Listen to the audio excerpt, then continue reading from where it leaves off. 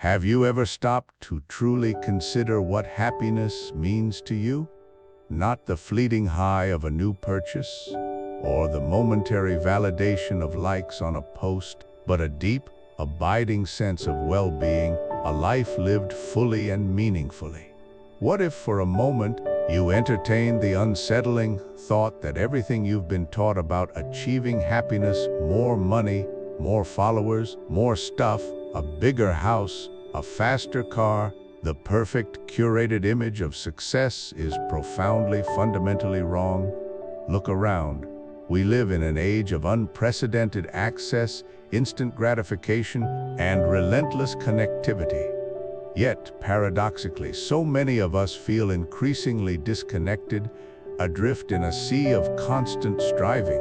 We chase the next promotion, the next trending item, the next social media milestone, believing each one will finally be the asterisk thing that unlocks true contentment. We run faster and faster on a treadmill of progress, convinced that if we just reach that elusive finish line, if we just acquire that one more thing, then and only then will we finally be happy. We spend our most precious commodity, our time, tirelessly accumulating, competing, and comparing. We scroll through endless feeds, witnessing the meticulously edited highlight reels of others' lives, and in doing so, we often fall into the trap of measuring our own worth against an artificial, impossible standard. We're told that fulfillment lies just beyond the horizon of the next achievement, creating a perpetual state of longing, a persistent hum of dissatisfaction beneath the surface of our busy, outwardly successful lives. The anxiety ratchets up with every unread email, every missed opportunity, every moment not spent in relentless pursuit of some external metric. We sacrifice sleep, peace of mind, and genuine connection on the altar of productivity, all in the name of a happiness that always seems to be just out of reach. We sacrifice our present for a promised future that often never quite arrives in the way we imagined, leaving us feeling empty, tired, and wondering if this is all there is. This constant pursuit, this relentless striving, it often leaves us feeling more depleted than fulfilled, more isolated than connected, more anxious than at peace. It's a race with no real end, and the prize often feels like just another empty promise. This isn't a new phenomenon, this human yearning for a life well lived, a life that feels complete and good. For millennia, thinkers have grappled with the very same questions that plague us today. What makes life worth living? How do we achieve genuine satisfaction? How do we cultivate not just fleeting pleasure, but true, enduring happiness? And here's where the biggest lie unravels, and a profound truth, unearthed by minds far removed from our digital age, begins to emerge. What if the answer isn't found in looking forward to the next big thing, but by looking backward to ancient wisdom? What if a guide, forged over 2,300 years ago, offers a blueprint for a good life, a path to what the ancient Greeks called eudaimonia, a state of human flourishing so rich and robust that it transcends mere happiness and delves into the very essence of living well? Imagine a philosopher living centuries before the concept of self-help existed, who meticulously dissected the components of a virtuous, fulfilling existence. An ancient Greek intellectual giant, Aristotle, created just such a blueprint. His profound insights into ethics, virtue, and the cultivation of a truly excellent human life are not just academic relics, they are remarkably, startlingly relevant today. In a world drowning in fleeting pleasures and superficial aspirations, Aristotle's vision of eudaimonia offers an anchoring truth, a roadmap for building a life of purpose, meaning, and deep contentment that goes far beyond the simplistic metrics of modern success. But our journey into this ancient wisdom isn't limited to Aristotle's ethical treatises. To fully grasp the depth of ancient Greek thought on what constitutes the good life, we must also turn our gaze to another titan of philosophy, Plato, and specifically to one of his most enchanting and thought-provoking dialogues, Symposium. While Aristotle charts the course for virtue and flourishing through practical action, Plato, in Symposium, invites us on an entirely different, yet equally essential expedition and exploration of love itself, its various forms, its transformative power, and its ultimate destination. What does love have to do with happiness, you ask? Everything. Because for the ancient Greeks, love, beauty, desire, and the pursuit of the divine were inextricably linked to the highest forms of human fulfillment. So, let's dismantle the modern myth of happiness and discover how these ancient voices, through their timeless wisdom, offer not just an alternative, but perhaps the only truly enduring answer to the question of how to live a life that is genuinely, profoundly, and sustainably good. We're about to embark on a journey that challenges our deepest assumptions, inviting us to look beyond the immediate and the superficial, and to embrace a vision of happiness that is richer, deeper, and ultimately far more fulfilling. Imagine for a moment that you could sit down with a life coach. Not just any coach, but one whose wisdom has transcended millennia, whose insights into human nature are as fresh and relevant today as they were over 2,000 years ago. Someone who deeply understood the fundamental aspirations of the human heart, the subtle, intricate dance of our virtues and our inevitable vices, and the true, enduring path to a flourishing existence. Well, today we're doing exactly that. We're embarking on a journey to meet your 2,300-year-old life coach. His name, of course, is Aristotle. And before your mind immediately conjures images of dusty, unapproachable tomes, stuffy, intimidating lecture halls, or abstract philosophical debates completely divorced from the vibrant, sometimes chaotic, yet utterly real tapestry of human life, let me gently, but firmly, redirect your expectations. Forget the academic jargon for a moment. Forget the austere marble busts and the complex, often daunting logical treatises you might associate with ancient philosophy. My own personal journey with Aristotle's work was anything but intimidating. In fact, it was profoundly, unexpectedly revelatory. For the longest time, I, like many others, harbored a deep-seated misconception that philosophy was merely an intellectual sport, a rarefied realm of esoteric, often unanswerable questions that held little to no practical bearing on the messy, beautiful, and sometimes bewildering reality of everyday living. It felt distant, purely theoretical, a pursuit for scholars locked away in ivory towers.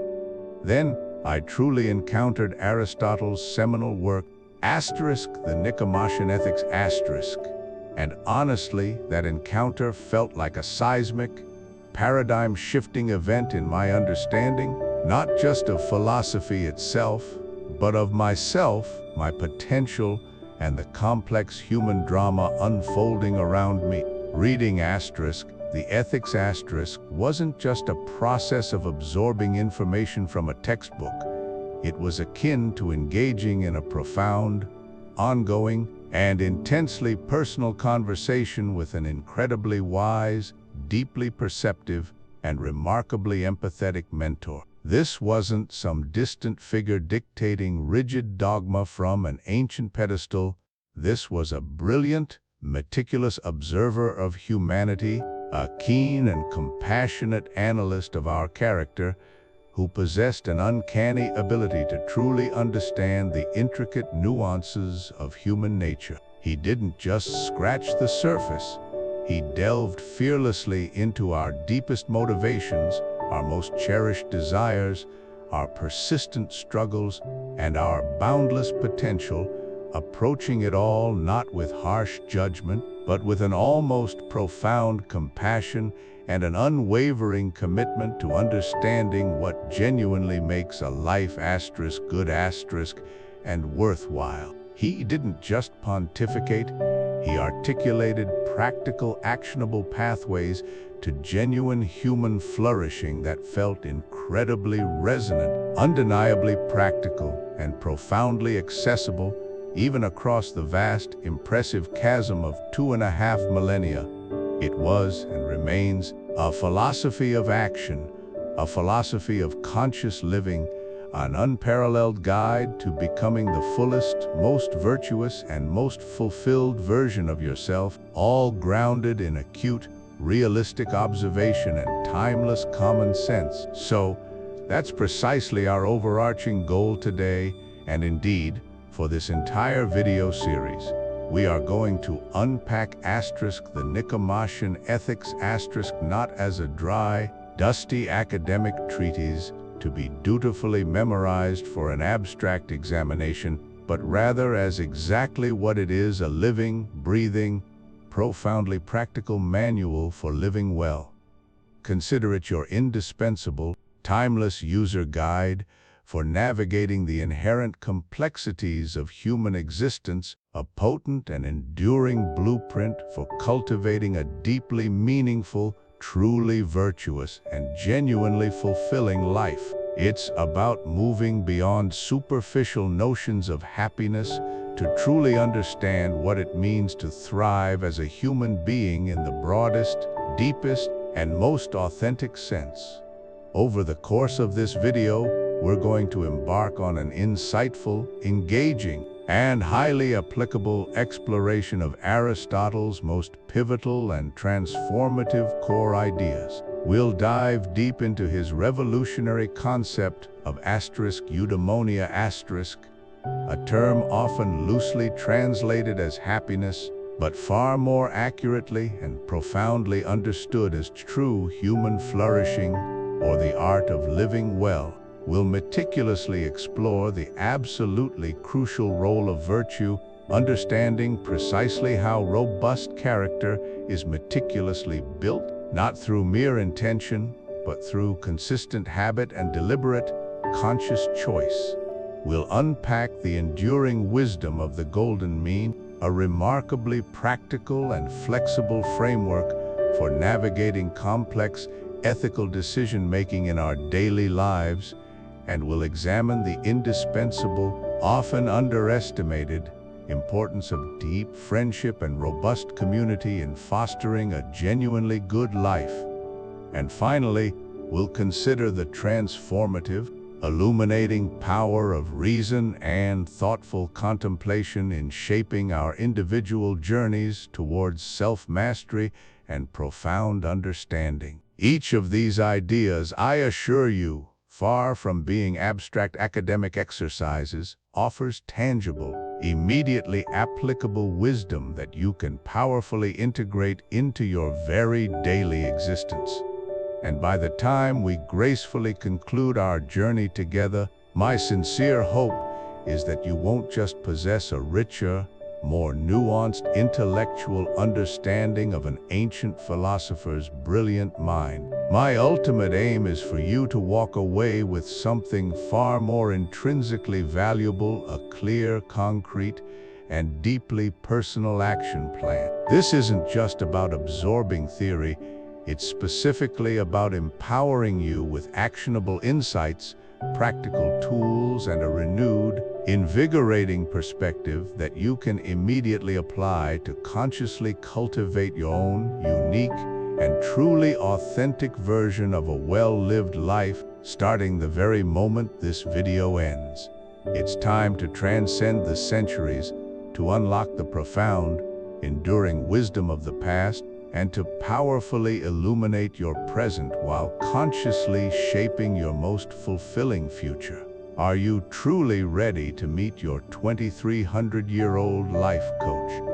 Let's wholeheartedly begin this transformative conversation. Welcome to our exploration of Plato's Symposium But before we delve into the ancient Athenian dinner party and its profound discussions on love, we need to lay a crucial philosophical foundation. Often, when we ponder the ultimate purpose of life, the word happiness springs immediately to mind. We chase it, strive for it, and believe it's the pinnacle of human existence. We're constantly told to be happy, to find your happiness.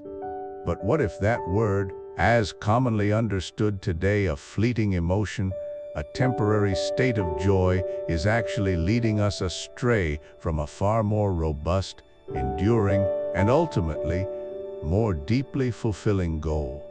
To understand this crucial distinction, we turn our attention not directly to Plato, but to one of his most famous students, Aristotle. While his insights often complement and expand upon Plato's, Aristotle offers a distinct and immensely powerful concept that fundamentally reshapes our understanding of the good life. He introduces us to eudaimonia, a profound Greek term often and somewhat inadequately translated merely as happiness. However, this common translation dramatically misses the true depth and breadth of what Aristotle truly meant. A more precise and illuminating interpretation of eudaimonia is human flourishing, or living well and doing well. Eudaimonia is emphatically not a fleeting emotion, a temporary feeling of contentment or joy that comes and goes with external circumstances. It's not the momentary thrill you might experience from a delicious meal, a successful shopping spree, or even the immediate gratification of a pleasant leisure activity. Instead, it's conceived as a sustained state of being, an ongoing process of fully realizing and fulfilling one's inherent potential, achieved through living a virtuous life in accordance with reason. It is the highest human good, pursued for its own sake. To truly grasp this concept, consider a classic analogy. Think of an acorn. What is the ultimate goal, the inherent telos or purpose of an acorn? Is it to be a slightly larger, perhaps slightly happier acorn? No, that would be a trivial aim.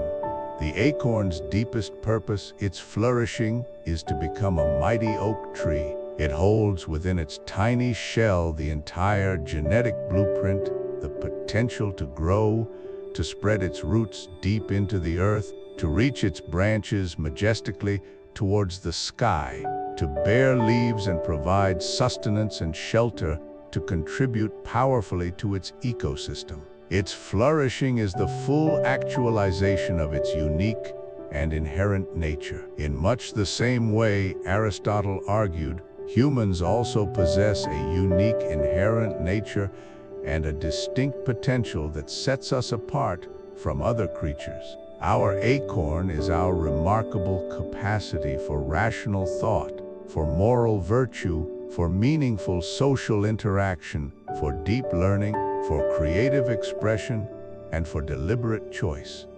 Our ultimate goal, our eudaimonia, is to flourish by developing and consistently exercising these uniquely human capacities to their fullest. It's about becoming the best possible version of ourselves, living a life rich in purpose, meaning, ethical integrity, and significant achievement. This profound understanding immediately distinguishes eudaimonia from the pursuit of mere temporary pleasures, which Aristotle referred to as hedonia.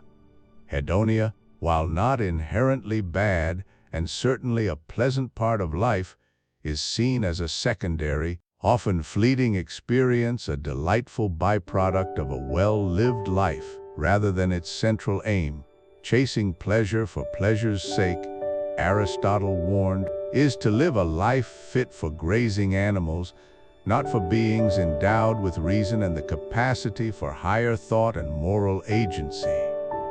Such a life, focused solely on immediate gratification, would inevitably leave our deeper, more uniquely human capacities underdeveloped and ultimately unfulfilled, resulting in a hollow existence.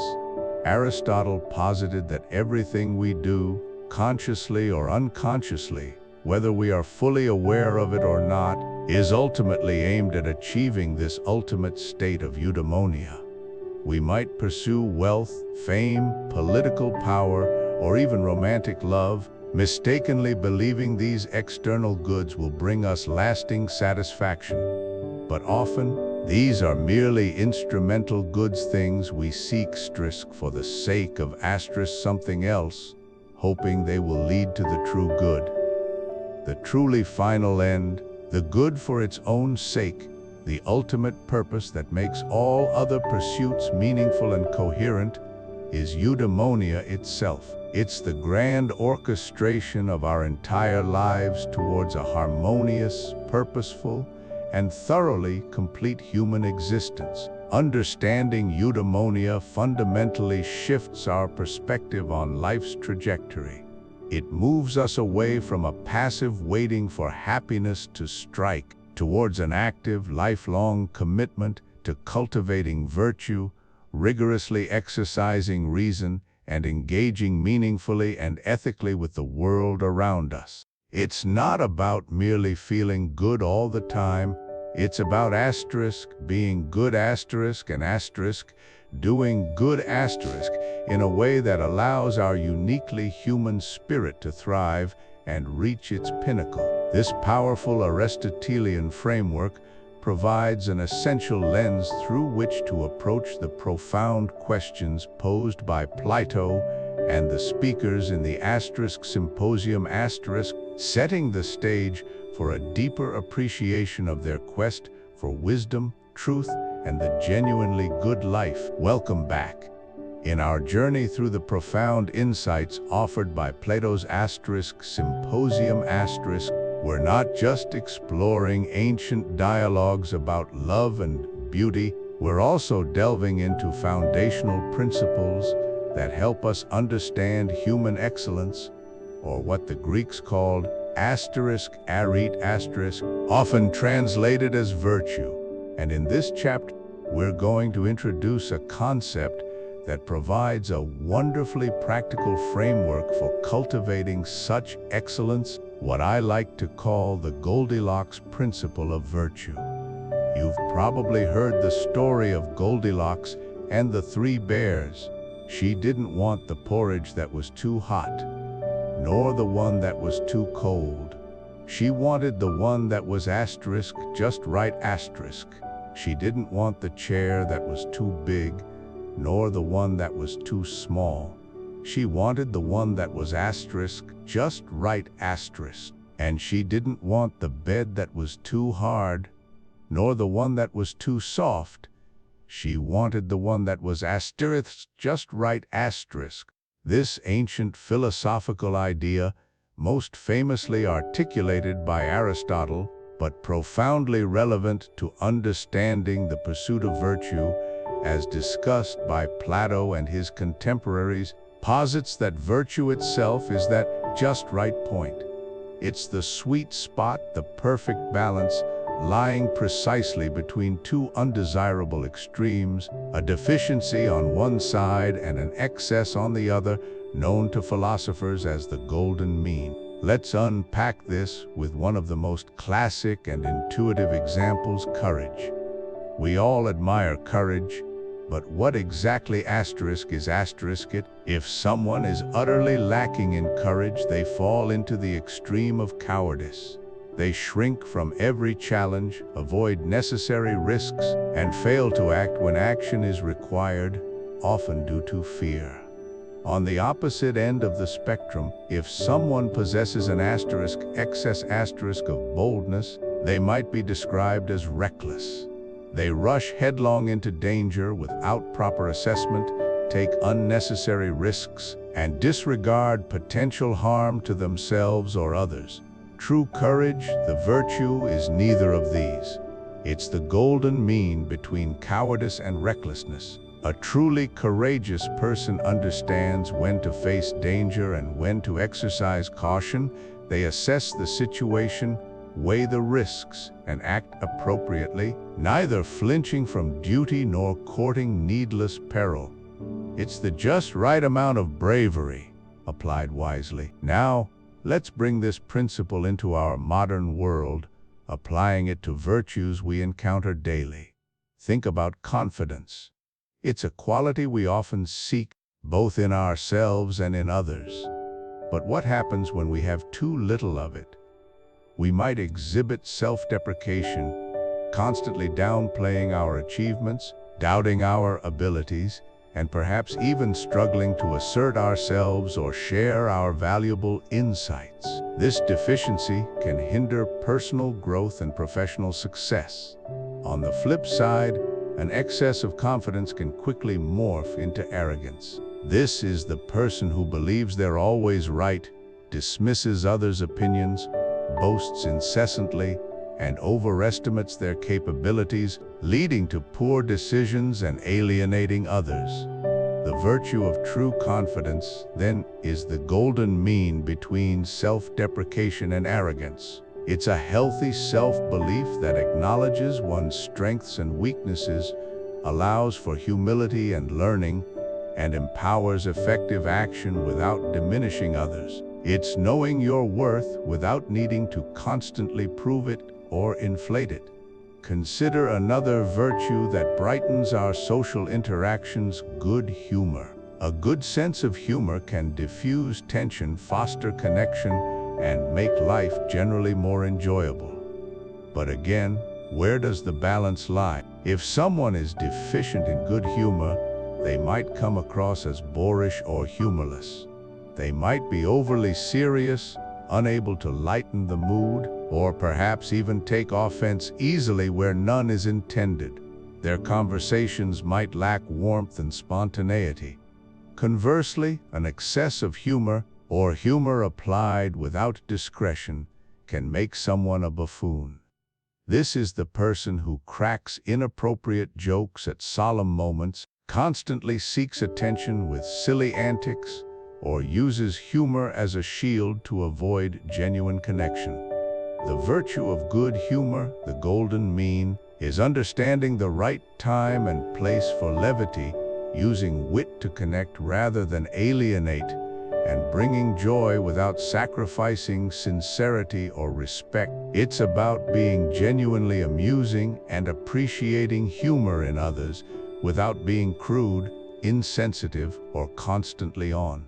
It's crucial to understand that this golden mean isn't a rigid mathematical formula, a precise point on a fixed scale that applies universally to everyone in every situation. Far from it. The just right point is inherently relative to the person, their unique circumstances, and the specific context they find themselves in. Appropriate assertiveness for a CEO differs significantly from that for a student in a classroom. The bravery of a soldier in combat is distinct from the courage an artist needs presenting vulnerable work. Cultivating virtue isn't about blindly following a rule. It demands careful judgment, practical wisdom, and a nuanced understanding of oneself and the world. It requires self-awareness to recognize our tendencies towards deficiency or excess, and the discipline to nudge ourselves back towards the middle ground. It involves empathy to consider our actions' impact on others and foresight to anticipate consequences. It's a dynamic process of calibration, constantly seeking equilibrium in life's ever-shifting landscape. The Goldilocks principle, therefore, isn't just an abstract philosophical concept. It's a powerful tool for self-improvement and ethical living. By identifying the extremes, we gain a clearer picture of the virtuous path. It encourages us to reflect, observe, and continuously refine our character, striving not for perfection in one area, but for harmonious balance across human qualities. As we continue to explore Plato's philosophical ideas, keep this principle in mind, for it offers a profound way to understand what it means to live a truly excellent and flourishing human life. Having explored the profound discussions on love, beauty, and the ideal life within Plato's Symposium, we now turn our attention to the practical question that inevitably arises: how do we actually live such a life? How do we cultivate the virtues, the excellent character that these philosophical dialogues inspire? For a powerful and enduring answer, we look to another giant of ancient Greek thought, Aristotle, who offers us a profoundly empowering insight in our third chapter, "You are what you repeatedly do." It's a concept that predates modern self-help by millennia, yet it remains as relevant and transformative today as it was over 2,000 years ago. Aristotle observed something fundamental about human nature and the development of character. He famously stated, and I'll paraphrase slightly here, that excellence is not an act but a habit. Think about that for a moment. It's not about a single, grand, heroic deed or a moment of sudden enlightenment. It's about the consistent, repeated choices we make day in and day out that gradually forge the kind of person we become. This idea is brilliantly simple, yet utterly profound. You become a just person not by intellectually understanding justice, but by doing just things. You become a patient person not by wishing you were more patient, but by consciously practicing patience in situations that test you. Imagine a musician learning a new instrument. They don't become a virtuoso after one practice session or even 10. They become skilled through countless hours of scales, exercises, and repeated performances. Each note played, each chord strummed, is a small act building towards mastery. In the same way, each act of kindness, each moment of perseverance, each choice to be honest, is a building block for your character. Aristotle's wisdom here cuts directly to the heart of personal agency. It tells us that our character is not some fixed, innate trait we are born with, unchangeable and predetermined. Instead, it is something we actively construct through our own actions. This empowers us immensely because it means that becoming a better person, becoming the person we aspire to be, more virtuous, more disciplined, more compassionate, is entirely within our control. It's a matter of conscious, consistent practice. This ancient philosophical insight finds remarkable echoes in modern habit formation science. Think of authors like James Clear, whose book Atomic Habits has become a phenomenon precisely because it distills complex behavioral psychology into actionable principles. Clear argues that significant changes don't come from massive, immediate overhauls, but from tiny, incremental improvements, atomic habits compounded over time. Aristotle would have recognized this instantly. The consistent, small acts of virtue are our atomic habits for character development. By making our desired virtues easier to practice, by creating systems that support our positive choices, we can deliberately shape our moral landscape just as we shape our daily routines. The mechanisms might be described differently today, but the fundamental truth remains: consistency is king. Now, this isn't about striving for some unattainable perfection. That can be an overwhelming and ultimately paralyzing goal. Instead, it's about progress, about continuous improvement. Every small, virtuous act you perform, every single time you choose the more difficult but better path, is like casting a vote for the person you want to become. If you want to be a more patient person, every time you take a deep breath Instead of reacting impulsively, you're casting a vote for patience. If you want to be more disciplined, every time you choose to do the task you're procrastinating on, you're voting for discipline. Over time, these votes accumulate, and the person you are, the character you embody, reflects the majority vote of your daily actions. So, as you reflect on the ideals of the good life presented in Plato's Symposium, remember Aristotle's practical roadmap. Your character isn't a destiny, it's a daily creation. The power lies not in who you wish to be, but in what you repeatedly do. Start small, be consistent, and watch as your habits sculpt the magnificent person you are becoming. Welcome to Chapter 4, The Art of Street Smart Wisdom.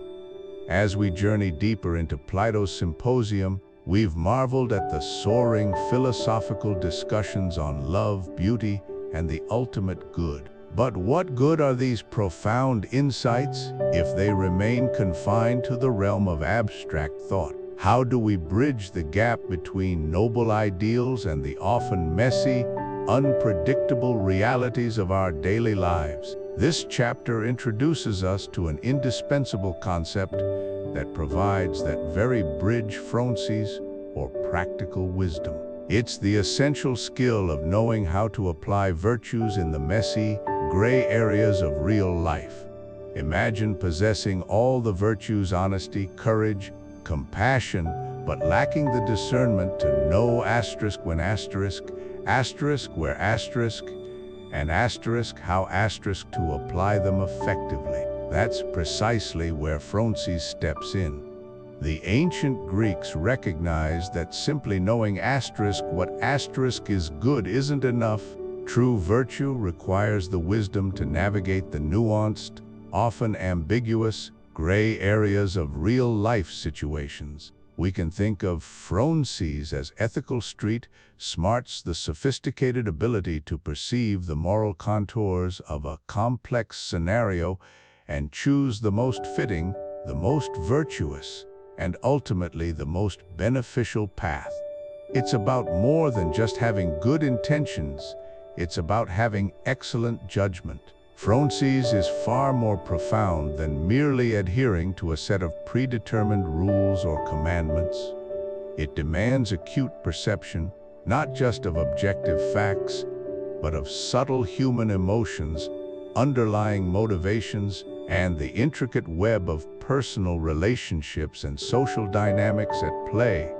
It calls for sound judgment, the capacity to weigh competing values, assess immediate and long-term consequences, and arrive at a decision that aligns with the highest good available in that specific context. A person truly embodying phronsis doesn't just know what honesty means, they deeply understand when honesty serves the greater good, and when a blunt truth might inflict unnecessary pain without offering any constructive benefit. It's about discerning the right action, performed for the right reasons, at the right time, and in the right manner, an art that requires both sharpened intellect and profound empathy. This involves a keen sensitivity to the particularities of each unique situation, recognizing that what is wise in one moment might be foolish in another.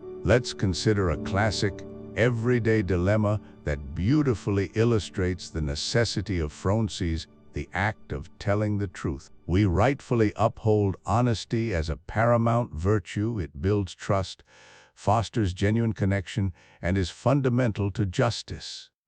Yet, a truly phronetic individual understands that the application of this virtue is rarely straightforward. Is it an act of courageous honesty to bluntly inform a friend that their new, handmade creative project is, in your opinion, quite terrible, especially if it might crush their spirit and offer no real constructive advice, merely a subjective opinion? Or, in that specific context, might it be needlessly cruel, perhaps even a display of insensitivity rather than true virtue? Socrates guides us through such moments, prompting us to consider the full human impact of our words. It helps us discern if our truth-telling is an act of genuine, helpful courage, speaking truth to power, for instance, in the service of justice, or if it's simply an unthinking, potentially damaging utterance. A truth spoken at a vulnerable person without adequate consideration for their well-being. It helps us find that delicate balance, ensuring our honesty serves life rather than harms it. This invaluable capacity for moral discernment is not an innate trait, nor is it acquired solely through academic study or theoretical contemplation. Socrates is forged and refined in the crucible of lived experience. It develops over time through a continuous process of engaging with the world, making decisions, reflecting deeply on our choices and their outcomes, and, crucially, learning from our inevitable mistakes. Each interaction, each moral challenge we encounter, serves as an opportunity to sharpen our practical wisdom. We observe the consequences of our actions, both intended and unintended.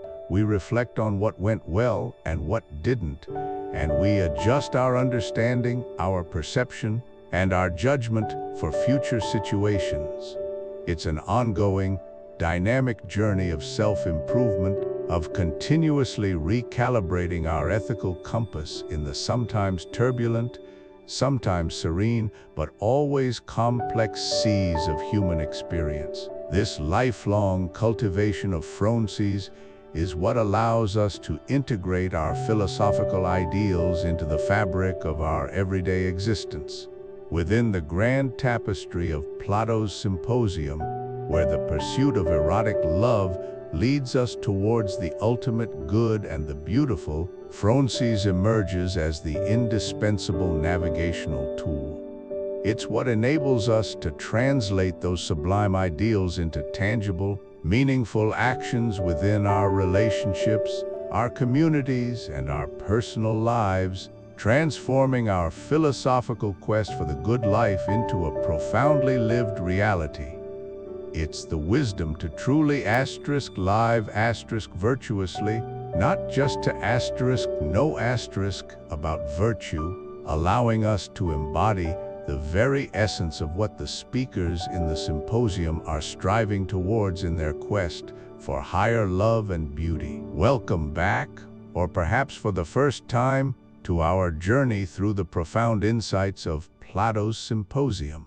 While our primary text tonight delves into love, its very nature often leads us to contemplate the bonds we share with others. And when it comes to understanding those bonds, particularly the complex tapestry of friendship, it's not Plato, but another titan of ancient Greek philosophy, Aristotle, who offers us a remarkably clear and enduring framework. So for Chapter 5, we pivot slightly, not away from the spirit of connection, but towards a pragmatic yet deeply insightful analysis from Aristotle that will help us navigate our own social circles, the 3 types of friends in your life. Aristotle, in his Nicomachean Ethics, dissects friendship into distinct categories, not to diminish any particular bond, but to help us understand the basis of our relationships. This distinction is crucial, not just for intellectual exercise, but for practical self-awareness. It enables us to evaluate our social circles, to appreciate the diverse roles people play in our lives, and ultimately to understand what truly makes a relationship meaningful and enduring. Let's explore these 3 types, starting with the most common. First, Aristotle identifies what he calls friendships of utility.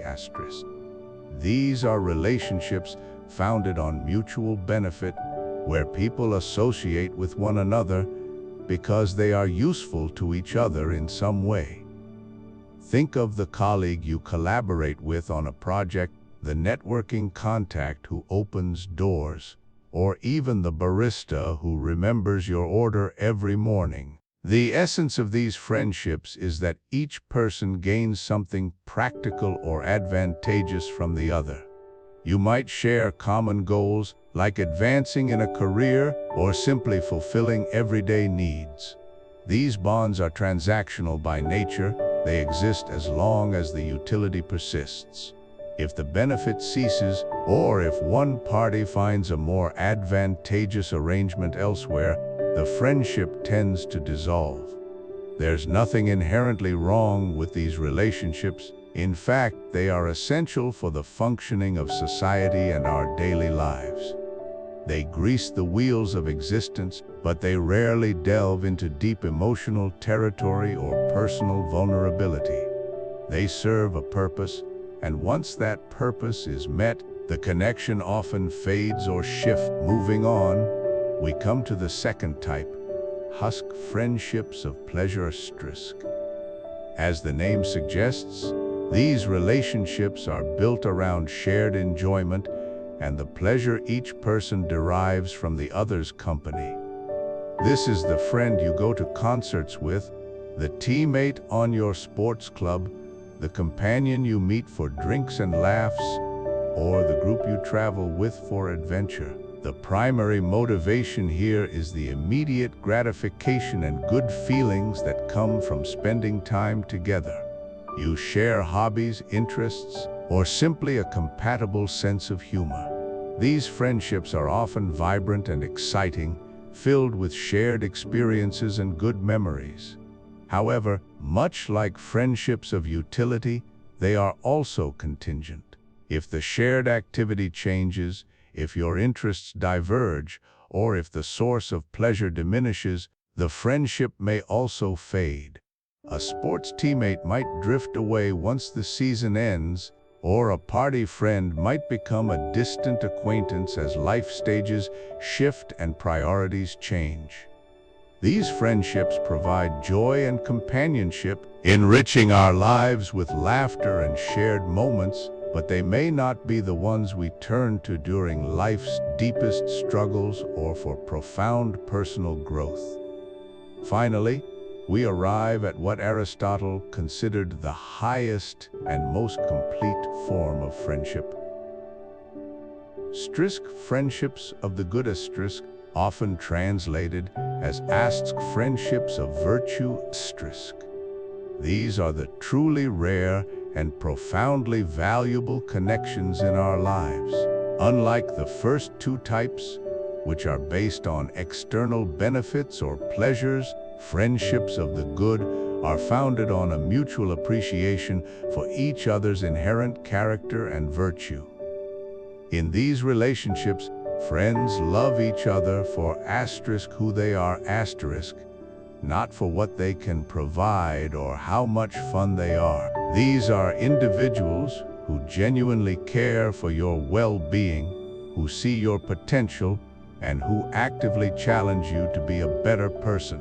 They delight in your successes and offer unwavering support during your failures. They hold you accountable, provide honest feedback, and inspire you to grow morally and intellectually. These friendships are not easily formed. They require time, shared experiences, deep trust, and a commitment to mutual betterment. They are built on respect, honesty, and a shared understanding of what constitutes a good and meaningful life. When you find such a friend, the relationship transcends fleeting utility or pleasure. It becomes a powerful force for personal development and enduring happiness. Aristotle believed these were the most stable and long-lasting friendships, precisely because they are rooted in something intrinsic and unchangeable, the goodness of a person's character.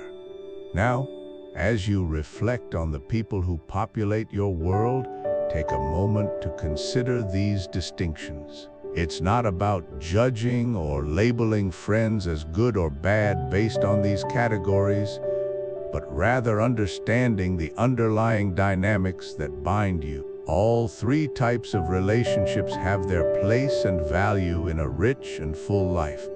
However, recognizing their foundations can offer clarity, help manage expectations, and guide you toward cultivating deeper, more meaningful connections. So, as we conclude this chapter on Aristotle's timeless insights into friendship, I invite you to pause and ponder a crucial question about your own life. What is the foundation of your closest friendships? Is it primarily utility, pleasure, or something deeper, a shared commitment to virtue and mutual growth? Understanding this can be a powerful first step in truly appreciating the people who walk beside you on your journey. Welcome back to Chapter 6, where we pivot from ancient dialogues on love and beauty to a very personal question: how much of your life is truly yours? How much of your story are you actively writing rather than just passively observing? The philosophers of ancient Greece, including Plato's student Aristotle, understood something profound about what it means to be human. We are creatures of choice. While Plato, in the Symposium guides us through the ascent to ideal beauty, the path upward is paved by deliberate steps, by conscious decisions. Aristotle helps us unpack the mechanics of those steps. He drew a crucial distinction between what he called voluntary and involuntary actions. It's simpler than it sounds. Voluntary actions are those you choose to do. You initiate them, control them, and understand the circumstances.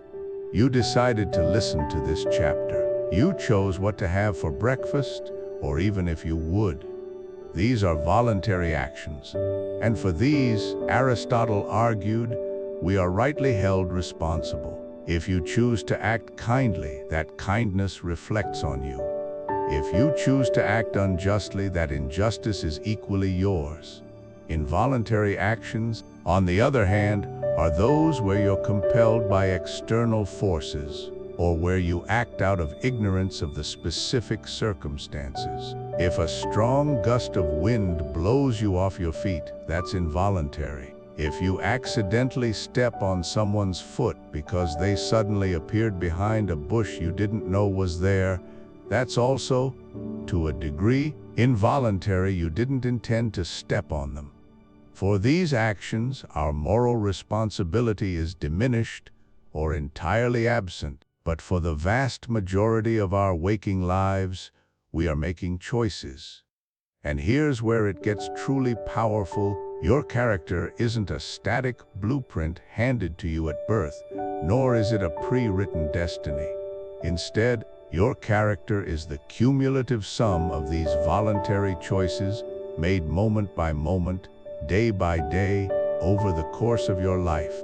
Every decision, no matter how small it seems, whether to be patient or impatient, honest or deceptive, diligent or lazy, courageous or fearful, each one is a tiny brushstroke on the canvas of your soul. Think about it. The person who consistently chooses honesty, even when it's difficult, cultivates the virtue of honesty. The person who repeatedly chooses courage in the face of fear develops bravery. Conversely, someone who habitually opts for deceit or habitually shies away from challenges molds themselves into a different kind of person. These repeated choices solidify into habits, and these habits, over time, weave together to form the very fabric of your character. It's a dynamic, ongoing process. You are quite literally sculpting yourself with every choice you make. This brings us to a crucial question, one I want you to genuinely reflect on. How much of your life is lived on autopilot versus through deliberate, conscious choice? How many of your reactions, your routines, your daily interactions are simply automatic responses to stimuli, unexamined habits, or echoes of past decisions that you haven't revisited? Perhaps you fall into the same patterns of thought, the same ways of speaking, the same leisure activities, not because you've consciously chosen them for today, but because it's simply what you've always done.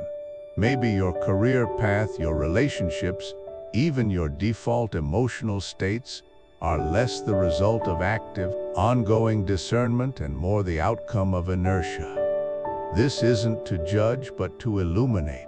To what extent are you living a life that reflects who you genuinely aspire to be, as opposed to simply repeating the past? When we live on autopilot, we relinquish our agency. We become a character in a story that someone else, or perhaps simply habit, is writing for us. But the profound insight from thinkers like Aristotle, and indeed, implicitly from Plato's grand vision of pursuing the good, is that you possess an immense, undeniable power. You are the author of your own life story. This isn't just a metaphor, it's a call to action. To take authorship means to claim full responsibility for the narrative you are creating. It means deliberately choosing your values, your priorities, your responses. It means examining the plot points of your life and deciding if they truly serve the overarching theme you wish to embody. If you want a story filled with growth, then you must choose growth. If you desire a narrative steeped in compassion, then you must choose compassion again and again. Every morning presents a fresh page in your personal epic. Every interaction is a scene you get to direct. Every challenge is an opportunity for character development. Are you merely allowing the ink to bleed randomly, or are you carefully, consciously crafting each sentence, each paragraph, each chapter? Plato, in the Symposium shows us the beauty of striving for something higher, for a love that transcends the physical and moves towards the eternal forms of beauty and goodness. But that ascent is not a passive journey. It demands conscious effort, deliberate redirection, and a continuous series of choices to turn towards the light. It demands you become the protagonist of your own philosophical journey, making the choices that align you with the highest good you can perceive. So, as we conclude this chapter, consider the profound power of your choices. They are not merely actions, they are declarations of who you are and who you are becoming. Take up your pen, dear listener. Author your story with purpose, with intention, and with the full awareness that every deliberate choice shapes not only your life, but also the very essence of your character. Welcome back, as we delve into Chapter 7, What Pleasure is Actually For. After exploring the profound depths of love and beauty in Plato's Symposium it's easy to wonder, where does pleasure fit into this elevated philosophical discourse? For many, the very word philosophy conjures images of Stoic ascetics, sternly denouncing earthly delights and embracing a life devoid of joy. There's a persistent misconception that great thinkers, particularly the ancients, were fundamentally anti-pleasure, viewing it as a distraction, a weakness, or even an outright evil to be avoided at all costs. This couldn't be further from the truth, or at least it's a gross oversimplification. While some philosophical schools, like certain strands of Stoicism, did advocate for an indifference to pleasure and pain, and Plato himself was wary of unrestrained hedonism, the story of pleasure in ancient philosophy is far more nuanced, especially when we turn our attention to one of his most brilliant students, Aristotle. Aristotle, in his Nicomachean offers us a truly insightful and profoundly positive understanding of pleasure.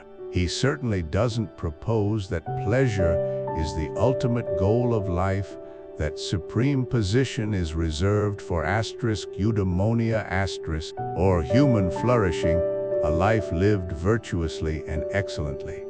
But crucially, he doesn't banish pleasure either. Instead, he elevates it, giving it a vital, integral role in our pursuit of a good life. For Aristotle, pleasure isn't the primary aim of our actions, but rather a natural and desirable byproduct, a kind of finishing touch or supervening perfection that completes a virtuous activity. Think of it like this: when you engage in an activity that is intrinsically good, that you perform well, and that aligns with your true nature and virtues, pleasure naturally arises. It's not the reason why you do it, but it's the delightful signal that you are doing it right. To truly grasp this, consider an analogy that's perhaps more relatable than ancient Greek philosophy might initially suggest: the pleasure derived from physical exercise. Imagine you decide to go for a run, or lift weights, or practice yoga. Your primary goal isn't the feeling of pleasure itself. Your goal might be to improve your cardiovascular health, to build strength, to clear your mind, or to maintain a certain level of fitness. The activity itself, the pushing, the stretching, the exertion is often challenging, sometimes even uncomfortable. Yet, as you engage in it, and especially when you perform it well, when your muscles are working efficiently, when your breath is steady, when you feel your body moving with purpose, a particular kind of satisfaction and pleasure emerges. It's the pleasure of feeling alive, of bodily competence, of pushing your limits and succeeding. This pleasure isn't the goal of the exercise. If it were, we'd simply seek out easier, less beneficial forms of physical sensation.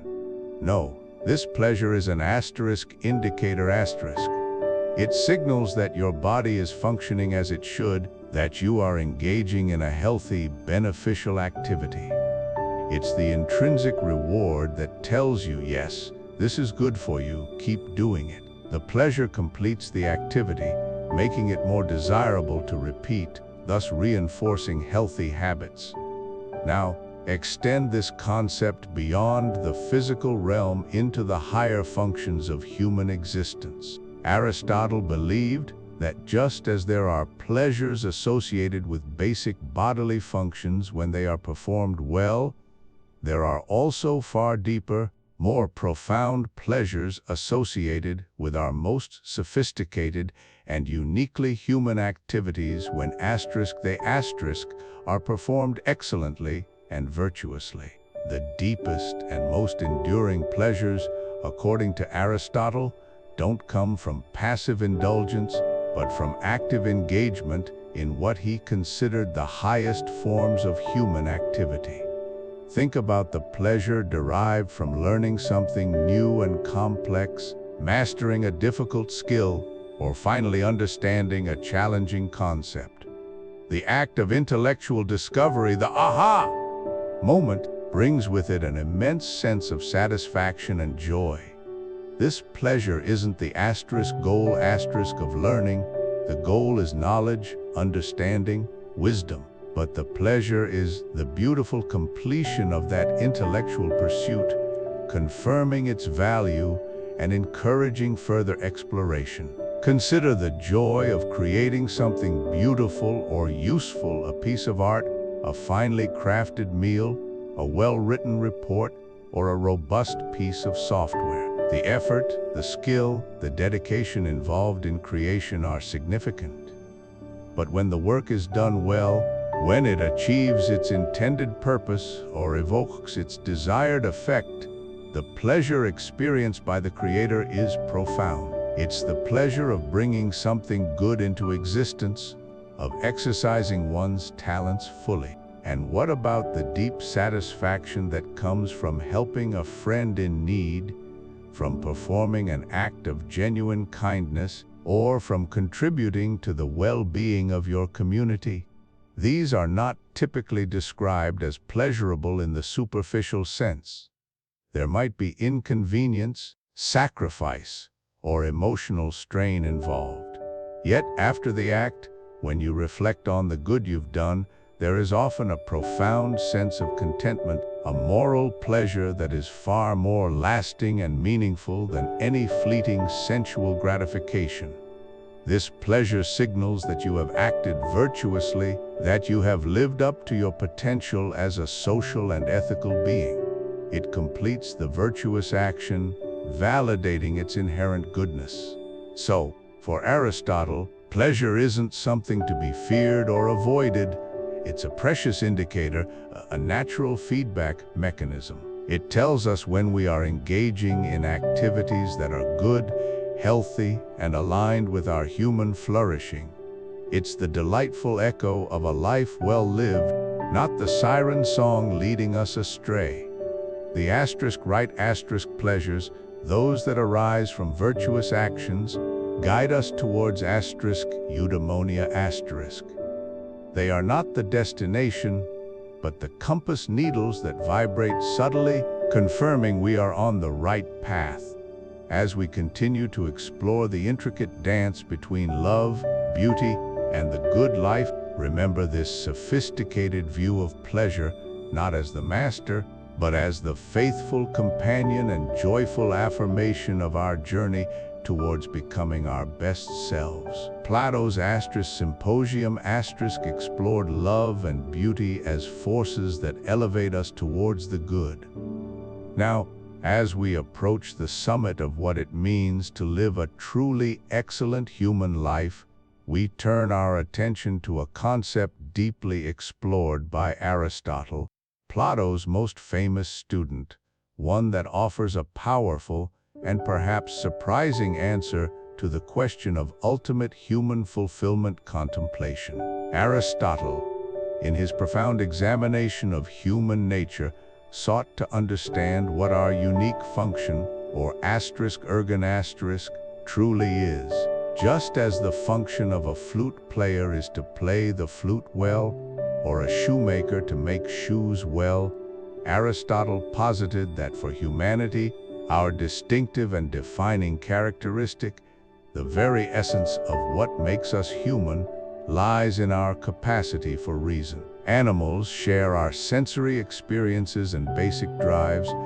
Plants share our capacity for growth, but it is our ability to think, to inquire, to understand, to apply logic and abstract thought that sets us apart.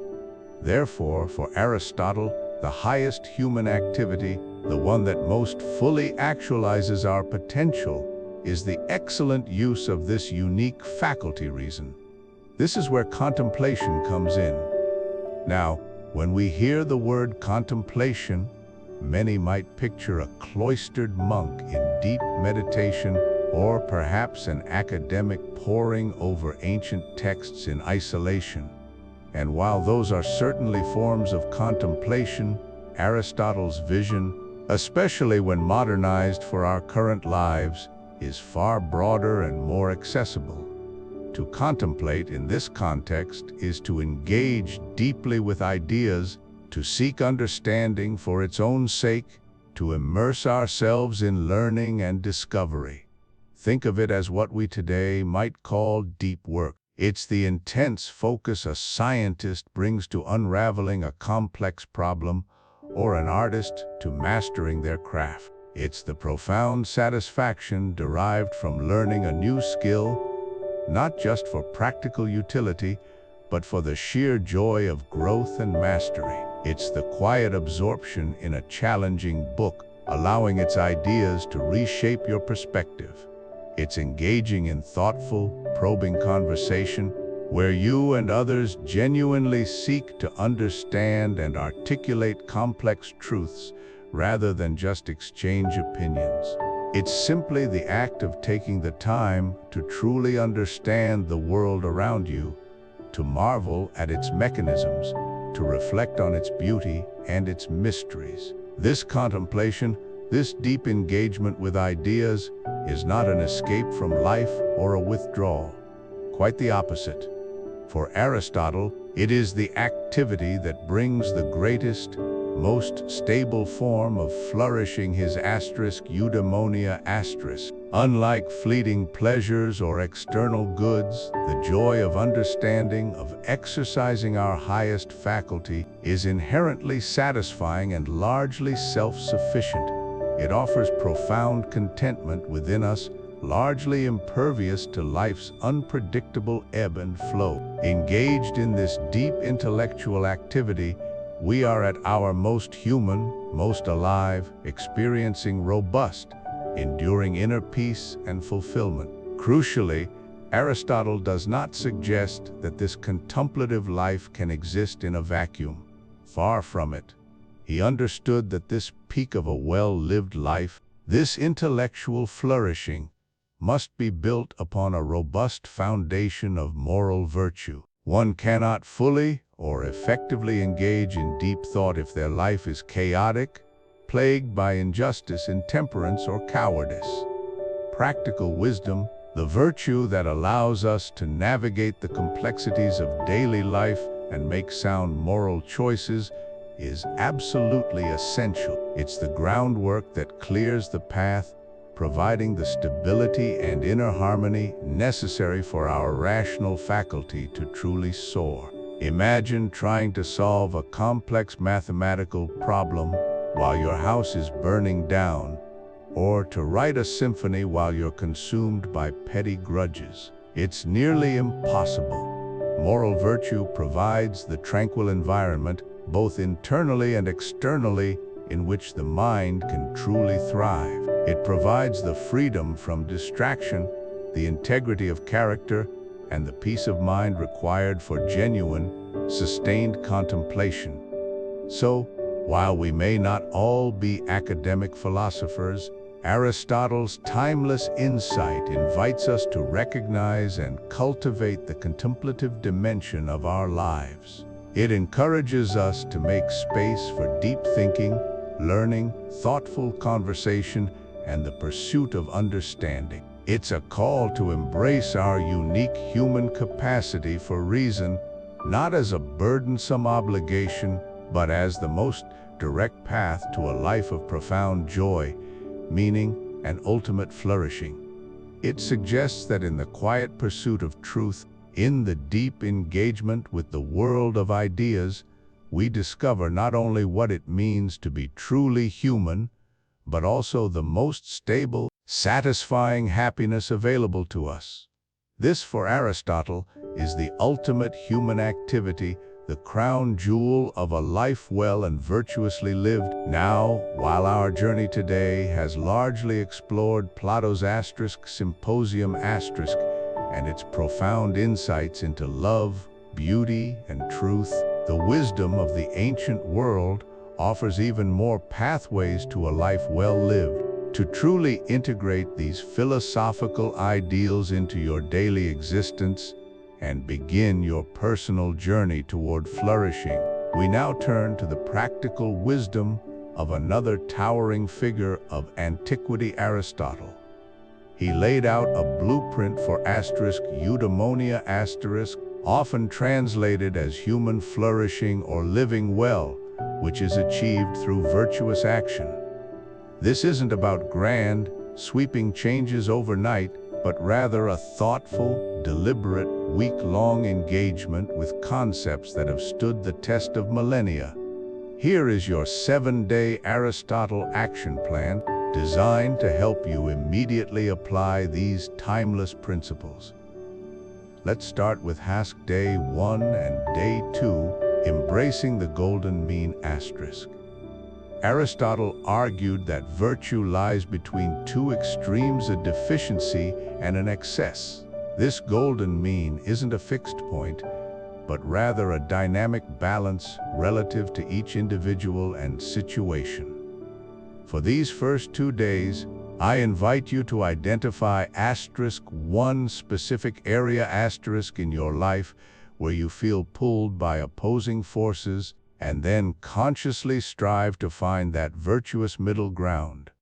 Consider, for example, your approach to work. Perhaps you find yourself vacillating between lazy procrastination, where tasks pile up and deadlines loom, creating unnecessary stress, and on the other extreme, stressful perfectionism, where you overanalyze, tweak incessantly, and ultimately burn out, leading to inefficiency and exhaustion. For the next 48 hours, be mindful.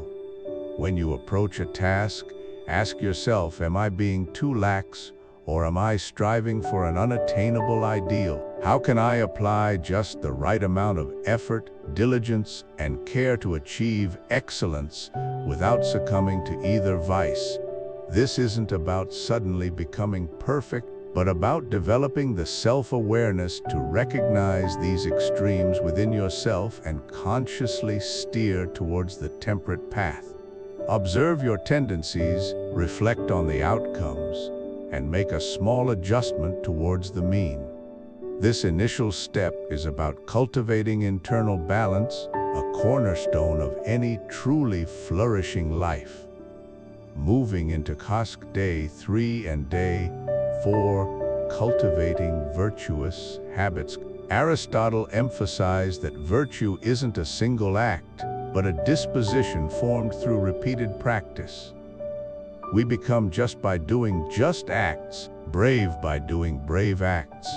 For these 2 days, choose *1 small, virtuous habit that you can commit to daily, even for just a few minutes, to begin building a more virtuous character.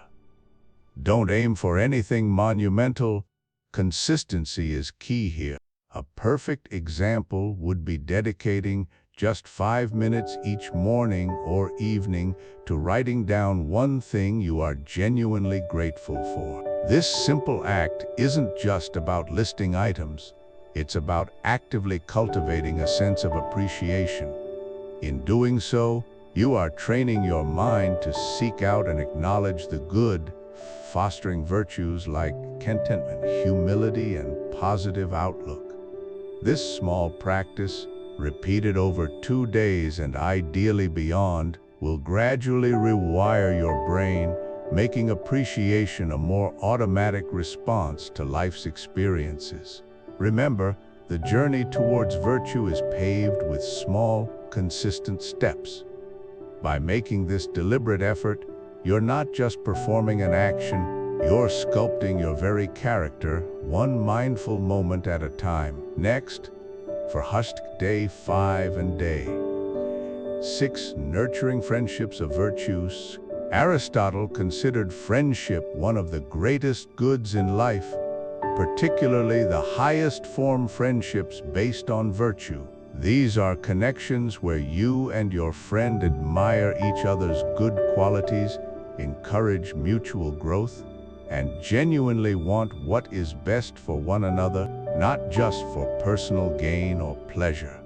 For these 2 days, identify one such friend of virtue in your life. Someone whose character you admire, who challenges you to be better, and with whom your connection extends beyond casual enjoyment or practical utility. Then, take the time to send them a thoughtful message. Don't just say, "Hey, thanks for being my friend." Instead, articulate specifically why you value them. Perhaps it's their unwavering integrity, their profound empathy, their intellectual curiosity, or their consistent encouragement during a difficult period. Express how their specific virtues have positively impacted your life and helped you grow. This act not only strengthens your bond, but also deepens your own understanding of what true virtue looks like in practice. By acknowledging and celebrating virtue in others, we reinforce its importance in our own lives, fostering a network of mutual encouragement and growth that is essential for a truly rich and meaningful existence. Finally, we arrive at Day 7, the power of contemplation. Aristotle, and indeed many ancient philosophers, viewed contemplation as the highest form of human activity, essential for wisdom and self-understanding. It's the time when we engage our intellect with profound questions, reflect on our experiences, and synthesize knowledge. For this last day of your action plan, schedule a dedicated 30-minute block of screen-free time. This means no phone, no